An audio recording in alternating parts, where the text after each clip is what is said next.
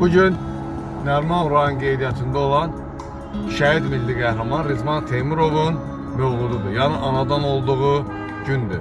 Rizvan Teymurov 1967-ci ildə 16 apreldə dünyaya göz açmışdı. Hələ uşaqkən qəhrəmanlıqla seçilirdi. Məhz bu qəhrəmanlığı da onu polis orqanlarında çalışmağa gətirdi. Təbii ki, 1-ci Qarabağ müharibəsi başladığı zaman öndə döyüşən polis idi. Rizvan da bir polis əməkdaşı kimi öndə döyüşürdü. Bir çox uğurlu əməliyyatlarda iştirak edən qəhrəmanımız düşmənin kabusuna çevrilmişdi.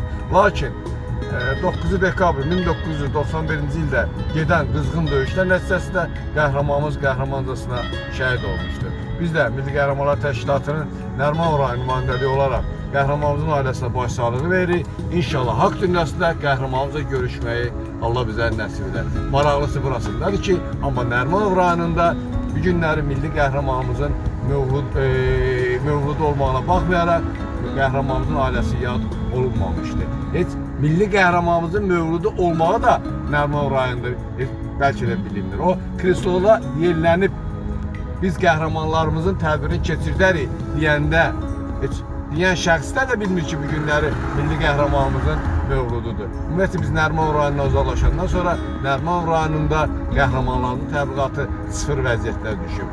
Çox maraqlıdır. Bir neçə bundan qabaq Abdın Fərzəliyev Nəriman rayon icra başçısı olduğu zaman biz qəhrəmanların təbliğatı yüksək səviyyədə aparırdı.